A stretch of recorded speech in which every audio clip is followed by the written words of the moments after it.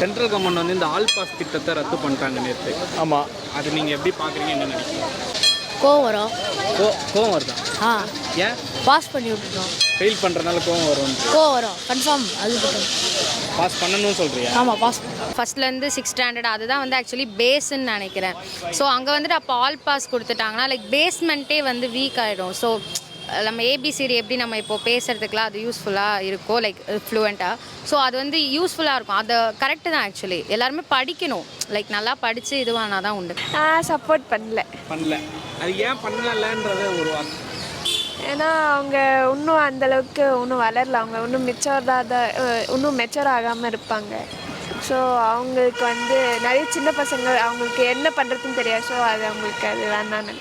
கல்விங்கிறது வந்து ஒரு தகுதி, அதை படிக்கிறதுக்கே ஒரு தகுதின்னு நம்ம இது பண்ணக்கூடாது. ஏன்னாக்கா அதனால தான் நம்ம வந்து மாநில அரசு வந்து 8வது வரைக்கும் யாரையும் ஃபெயில் ஆக்கக்கூடாதுன்னு முன்னாடியே கொண்டு வந்தது. சென்ட்ரல் கவர்மெண்ட் சொல்கிறதுக்கு கவர்மெண்ட்டு கேட்கணுன்னு அவசியம் இல்லையே. பாஸ் பண்ணுறது தான் நல்லது. நார்த் இந்தியாலாம் பார்த்தீங்கன்னா படிக்கவே மாட்டுறாங்க. இன்னும் இதை கொண்டு வந்தீங்கன்னா சுத்தமாக படிக்கவே போக சான்சஸ் இருக்குது. ஃபெயில் ஆகிட்டாங்கன்னா அதோட அவங்க என்ன பண்ணுறாங்க, வேலை இந்த மாதிரி எதனா பார்த்துட்டு போயிடுவாங்க. ஸோ இந்த சிஸ்டம் தான் எனக்கு தெரிஞ்சு கரெக்டாக இருக்குன்றது தோணுது. ஃபெயில் பண்ணாத அளவுக்கு அவங்க சொல்லிக் கொடுக்கணும் பசங்களுக்கு. ஆமாம் ஆமாம். பிள்ளைங்க வந்து ஒரு லெவலுக்கு மேலே போனால் தன்னாலே நல்லா படிப்பாங்க. அதனால் ரொம்ப தவறு. நம்ம மாநிலத்துக்கு கொண்டு வரக்கூடாது. நம்ம ஸ்டாலின் ஐயாவும் அன்புமணி பொய்யாமொழியும் அவர்களும் இதுக்கு வந்து உடன்படக்கூடாது. கட்டாயம் ஆல் பாஸ் 8th வரைக்கும் இருக்கணும். எனக்கு ரெண்டு விதமாகவும் எனக்கு ஓகே தான் படுது. ஏன்னா இன்னும் கொஞ்சம் ஸ்க்ரூட்டனைஸ் பண்ணலாம். இல்லைன்னா அப்படியே அது கேரி ஃபார்வர்ட் ஆகி 9th வரைக்கும் வந்துட்டு அதுக்கப்புறம் அவங்கள டேம் பண்ணுறது கஷ்டம் இல்லை. ஸோ ஏர்லி ஏஜ்லேயே டேம் பண்ணிட்டோன்னா இன்னும் கொஞ்சம் பெட்டராக அவங்களுக்கு கொஞ்சம் பயத்தோடு படிப்பாங்க. பட் அது அந்த அளவுக்கு எஜுகேஷனும் கொடுக்கணும். கல்வியெல்லாம் வந்து மாநில பட்டியலுக்கு வரணும். அதெல்லாம் வந்து மத்திய இதுலேருந்து கொஞ்சம் கொஞ்சமாக நம்ம மாநில உரிமைகள் எல்லாம் போய் எல்லாம் மத்தியக்கு போயிடுது. அதனால் நம்ம மாநில உரிமைகள் நம்மளோட கட்டமைப்பு எல்லாத்தையும் உடைக்க முயற்சி பண்ணுறாங்க. அதெல்லாம் முற்றிலும் தவறான விஷயம். அதெல்லாம் மாற்றணும். ஆல் பாஸ் பண்ணிட்டா லைக் எல்லாருமே எல்லாம் பண்ண மாதிரி இருக்கும்ல. லைக் நீட் வந்து இது பண்ணது வந்து டாக்டர்ஸ் நல்லா படித்து இதுவானவங்களாக இருக்கணும், காசு கொடுத்து யாரும் ஜாயின் பண்ணவங்களா இருக்கக்கூடாதுன்னு அதே மாதிரி தான் இதுவும் நினைக்கிறேன். லைக் படிச்சு ஆமாம். ஆக்சுவலி அந்த ரத்துங்கிறது வந்து ரொம்ப ஒரு யூஸ்ஃபுல்லானது தான். அப்போ தான் வந்து நிறையா ஸ்டூடெண்ட்ஸ் வந்து என்கரேஜ் பண்ணி படிச்சுட்டு வருவாங்க. தமிழ்நாடு கவர்மெண்ட் கேட்கணுன்னு அவசியம் இல்லை. தமிழ்நாட்டில் என்ன ரூல்ஸ் போடுறாங்களோ தமிழ்நாடு கவர்மெண்ட்டு தான் அவங்க டிசைட் பண்ணணும். சென்ட்ரல் கவர்மெண்ட்டு டிசைட் பண்ணுறது இது டெல்லி இல்லை, தமிழ்நாடு. ஒரு தடவை ஃபெயில் பண்ணாதான் அவங்க வந்து அடுத்தது வந்து பாஸு அந்த இதுக்கெலாம் வந்து முயற்சி பண்ணி படிப்பாங்க. இது எங்கே போய் லாக் ஆகும் அப்படின்னா அவங்க வேலைக்கு போகும்போது தான் நிறைய லாக் ஆகுது. ஒரு நாலேஜே இல்லாமல் அதில் பாஸ் ஆகி வந்தனால அந்த ஒரு நாலேஜுங்கிறத இப்போ எங்கேயுமே இல்லை. ஒரு அடிஷன் சப்ட்ராக்ஷன் கூட நிறைய பேருக்கு தெரிய மாட்டேங்குது. பிஎம் போட்டாலும் அது சென்ட்ரல் கவர்மெண்ட்டில் தான் அது அப்ரூவ்டா நான் அப்ரூவ்டான்னு வரும். ஓகே, அந்த ஸ்கீமை நீங்கள் தமிழ்நாட்டில் அப்ரூவ் பண்ணுறது வேஸ்ட்டு. இது வந்து ரொம்ப ஒரு நல்ல கான்செப்ட் தான். ரத்து பண்ணது ரொம்ப பெஸ்ட்டான வே தான். இட் இஸ் ஆக்சுவலி குட் தான்.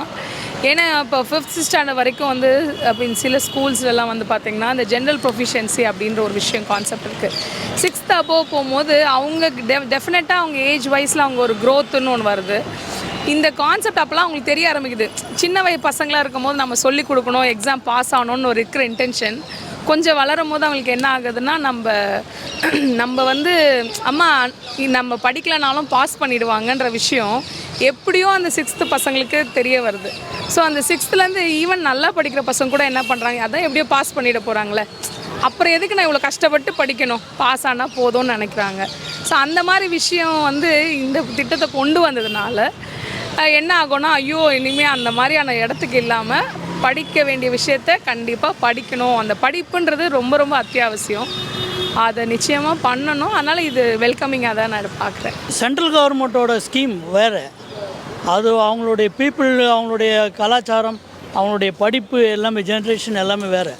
Totally different to Tamil Nadu people. இந்த ஸ்கீம் அந்த ஸ்கீமுக்கு ஒத்து வராது. நம்ம சிஎம் என்ன ஸ்கீம் போடுறாரோ அதுதான் வந்து தமிழ்நாட்டுக்கு வந்து அப்ரூவ்ட் ஆகும். ஆல் பாஸ் திட்டம் வந்து ரத்து பண்ணது வந்து சரியில்லை. ஏன்னா ஏழை மாணவர்கள் வந்து நிறைய பேர் வந்து ட்ராப் அவுட் ஆகிறதுக்கு வாய்ப்பு இருக்குது. ஃபெயில் ஆனாங்க அப்படின்னா நிறைய பேர் வந்து அதுக்கப்புறம் கண்டினியூ பண்ண மாட்டாங்க. 8th வரைக்கும் கம்பல்சரி எஜுகேஷன்ன்றது இம்பார்ட்டன்ட்னு நினைக்கிறோம். மத்திய அரசு அறிவித்திருக்கிற 5 மற்றும் 8ஆம் வகுப்பு பொதுத் தேர்வுகளுக்கு எல்லாருக்கும் பாஸுங்கிற சிஸ்டம் இல்லை, எஜுகேஷனோட குவாலிட்டி இம்ப்ரூவ் பண்ணும் அப்படின்னு சொல்லக்கூடிய அந்த செயல்முறை தமிழகத்தில் நடைமுறைப்படுத்தப்படாது என்ற பள்ளிக்கல்வித்துறையின் அறிவிப்பு வரவேற்கத்தக்கது. ஏன்னா இதை தமிழகம் மாதிரியான மாநிலங்களில் கிராமப்புற அரசு பள்ளி மாணவர்களை கணக்கில் எடுத்து தான் இந்த திட்டங்களை நம்ம செயல்படுத்த வேண்டியிருக்கு. கிராமப்புறங்களில் அரசு பள்ளிகளில் படிக்கக்கூடிய மாணவர்களுக்கு சாப்பிட்டுட்டு போகிறாங்களா, பசியோட போகிறாங்களா, அவங்களுக்கு பேரண்ட்ஸ் யாருமே படிச்சிருக்க மாட்டாங்க.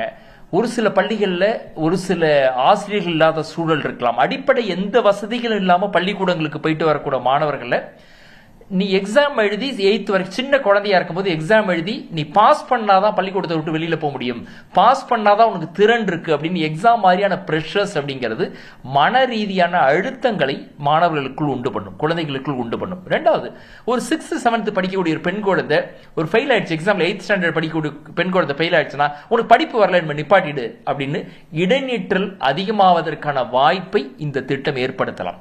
அதை விட ரொம்ப முக்கியமா ஒரு 8th ஸ்டாண்டர்ட் வரைக்கும் சின்ன குழந்தைய இருக்கு ஒரு எக்ஸாம் எழுதி பாஸ் பண்ணி வெளியில அனுப்பிட்டா வாழ்க்கையில ஜெயிச்சிட்டாங்கன்னு எடுத்துக்க முடியாது. அப்ப குழந்தைங்க ஸ்கூல் போறது வெறும் மார்க் எடுக்கிறதுக்காக மட்டுமல்ல, அப்ப சமூகத்தோடு இணைந்து டீச்சர்ஸ் இருந்து கத்துக்குவாங்க, கூட இருக்கிற குழந்தைங்கள்ட்ட கத்துக்குவாங்க, சமூகத்திலிருந்து கத்துக்குவாங்க. அவங்களுக்கு சமூகத்தில் எப்படி மக்களை அணுகணும், எப்படி அன்பா இருக்கணும் அப்படின்னு எல்லா விதமான ஏற்ற இறக்கங்களும் நிறைந்த ஒரு சமூகத்துல வெறும் பாட புத்தகத்தில் படிச்சு எக்ஸாம் எழுதுறவங்க மட்டும் வாழ்க்கையில் ஜெயிக்கிறது இல்லைங்க.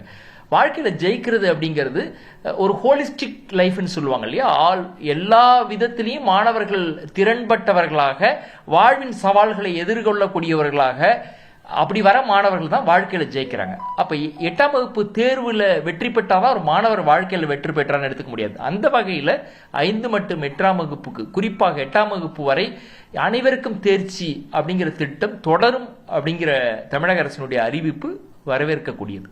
இந்தியாவில் இருக்கிற மாநில அரசுகள் தான் பள்ளிகளை நடத்துறாங்க, கல்லூரிகள் நடத்துறாங்க. பெரும்பகுதி பொது பள்ளிகள் நடத்துவது மாநில அரசுகள் தான். ஒன்றிய அரசு நடத்தக்கூடியது எல்லாமே உங்களுக்கு சிறப்பு பள்ளிகள் தான். கேந்திர வித்யாலயா, நவோதயா வித்யாலயா, சைனிக் பள்ளி போன்ற சிறப்பு பள்ளி தான். ஆனால் எல்லா மக்களும் படிக்கக்கூடிய பொது பள்ளிகளை அது இந்தியாவில் இருக்கிற எந்த மாநிலமா இருந்தாலும் அந்த மாநில அரசு தான் நடத்துது. அதே போல்தான் கல்லூரி கூட. எனவே ஒரு மாநில அரசு பள்ளியை நடத்துகிறது, கல்லூரியை நடத்துகிறது, அந்த மாநில மக்களுக்கு தேவையான வகையில திட்டங்களை உருவாக்கி கொடுக்கிறது என்ற போது எந்த கொள்கையும் ஒன்றிய அரசால் அந்த மாநிலத்தின் மீது திணிக்க முடியாது. மார்க் எடுக்கலன்னா நீ வாழ்க்கையில தோத்துட்ட அப்படிங்கிற உணர்வு உண்டு பண்றது இல்லைங்க. அப்ப குழந்தைகள்ட்ட இருக்கக்கூடிய தன்னம்பிக்கையை நசுக்கக்கூடியதாக, தன்னம்பிக்கை குறைக்கக்கூடியதாக தான் அந்த முடிவு இருக்கும். அந்த வகையில அனைவருக்கும் தேர்ச்சி அப்படிங்கிறது 8ஆம் வகுப்பு வரை தொடர்ந்து இருந்தாதான் மாணவர்களுக்கான வெறும் மதிப்பெண் அடிப்படையில் வெறும் மார்க் வாங்கி வெளியில வர ஒரு சமூகமா இல்லாம வாழ்வின் சவால்களை தன்னம்பிக்கையோடு எதிர்கொள்ளக்கூடிய, சமூகத்தின் மீது அன்பும் அக்கறையும் இருக்கக்கூடிய அடுத்த தலைமுறை அப்பொழுதுதான் வெளியில் வர முடியும். 8ஆம் வகுப்பு வரை பொது ஆல் பாஸ்ன்னு போட்டா 9th 10th கஷ்டமா இருக்கு, அப்படி ஒரு குவாலிட்டி இல்லாத ஸ்டூடெண்ட்ஸ் வராங்கன்ற கேள்விகளும் எழுப்பப்படுகிறது. வெறும் மார்க்கை மட்டும் வச்சு ஒரு மாணவருடைய திறன்களை முடிவு செய்ய முடியாதுங்க. அப்போ அந்த மாணவருக்கு வாழ்க்கையின் எல்லா விதத்திலையும் சவால்களை எதிர்கொள்ளக்கூடிய மாணவர்களாக அவங்க வெளியில வரும்போது ஒருவேளை மதிப்பெண் கம்மியா இருக்கலாம், காலப்போக்கில் அந்த மதிப்பெண்கள் அதிகமாகலாம். புதிய கல்விக் கொள்கையை பொறுத்த வரைக்கும் வரவேற்கக்கூடிய நிறைய அம்சங்கள் இருக்கத்தான் செய்கின்றன. அதே நேரத்தில் இது 8th வரைக்கும் நீங்க ஆல் பாஸ் போடாம தவிர்த்தீங்கன்னா 6th இருந்து 8th வரைக்கும் படிக்கக்கூடிய மாணவர்கள் இடைநிற்றல் கிராமப்புறங்கள்ல இந்தியா முழுவதும் அதிகமாகக்கூடிய வாய்ப்புகள் இருக்கலாம். அந்த 8th வரைக்கும் ஒரு மாணவர் எக்ஸாம் எழுதினாதான் குவாலிட்டின்னு சொல்ல முடியாது. இன்னமும் சொல்றேங்க, நல்ல எக்ஸாம் எழுதி மார்க் கொடுக்கக்கூடிய ஒரு மாணவர் நல்ல எக்ஸாம் எழுதி டாப் மார்க் எடுத்திருக்காரு, சமூகத்தில் மனிதர்களோடு அணுகுவதில் சிரமம் இருக்கிறது, மக்களிடம் அன்பு செலுத்துவதில் சிரமம் இருக்கிறது, சமூகத்தை பார்க்கக்கூடிய பார்வையில் சிரமம் இருக்கிறது. சுமாரா மார்க் எடுத்தவர் நல்லா கூட பண்ணி பார்க்கிறோம். வெறும் மதிப்பெண் அடிப்படையிலான சிஸ்டம் இது இருக்க முடியாது. வெறும் மதிப்பெண் அடிப்படையில் தான் ஒரு மாணவர் 9th 10th தயாராகிறான்னு சொல்ல முடியாது. அப்ப என்ன செய்யணும்னா மதிப்பெண்களை தவிர்த்து மாணவர்களுக்கு ஹோலிஸ்டிக் டெவலப்மெண்ட் சொல்லக்கூடிய மாணவர்களை முழுமையான மனிதர்களாக உருவாக்குவதற்கான பாடத்திட்ட மாற்றங்களும் அதற்கு ஆசிரியர்களை தொடர்ச்சியாக தகுதிப்படுத்துவதும் தேர்வு அப்படிங்கிற ஒரு பிரஷரை குழந்தைங்களுக்கு குறைச்சிட்டு மாணவர்கள்ட்ட தானா கற்றுக்கொள்ளக்கூடிய, சுயமாக கற்றுக்கொள்ளக்கூடிய அந்த ஆற்றலை, ஒரு தேடலை, வாழ்க்கையில தொடர்ச்சியா ஒரு தேடல் எந்த மாணவர்கிட்ட இருக்கோ அந்த மாணவர் வாழ்க்கையில பெரிய அளவு வளர்றாரு. அப்படி ஒரு தேடலை உண்டு பண்ணி அவர்களா கத்துக்கக்கூடிய மனோபாவத்தோடு வரும்போது அப்படி 9th 10th வரும்போது காலப்போக்கில் அந்த மாணவர்கள் சிறப்பாக வந்துருவாங்க. சரி, 8th வரைக்கும் முடிச்சுக்கலாம். 8th வரைக்கும் எக்ஸாம் எழுதி ஃபெயில் ஆகி வந்த ஸ்டூடெண்ட் கூட வச்சு ஃபில்டர் பண்ணி வந்த ஸ்டூடெண்ட் அப்படின்னு வச்சுக்கலாம். பாக்கி எல்லாரும் ஒரு 100 பேர் 8th வந்து எக்ஸாம் எழுதுறாங்க, 2 பேர் ஃபெயில் ஆயிட்டாங்க, 98 பேர் பாஸ் பண்றாங்க. அந்த 98 பேரும் 10th + 2 சூப்பரா பண்ணிடுறாங்க இல்லையே, அங்கேயுமே ஃபெயில் ஆக தானே செய்யறாங்க.